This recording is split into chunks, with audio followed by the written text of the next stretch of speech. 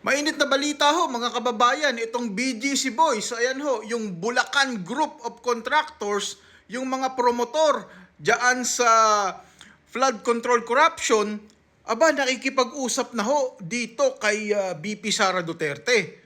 Alam niyo kung bakit? Dahil ho yan sa kapalpakan ng gobyerno para ipakulong yung mga mabibigat na politiko na may sala dyan. Natatakot ho kasi itong mga BGC Boys na may mangyaring masama sa kanila dahil nga ho, protektado ng administrasyon ni Pangulong Marcos itong mga kongresista at senador. Kaya ang game plan nitong mga BGC Boys makipag-usap kay VP Sara dahil alam naman nila na sila ay makukulong at magiging scapegoat ng mga senador at kongresista na promotor ng flood control corruption, aba okay lang na makulong sila.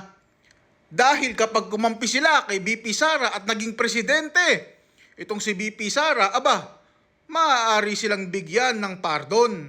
Hindi ba? Commutation man yan o clemency, si VP Sara na ho ang bahala dyan.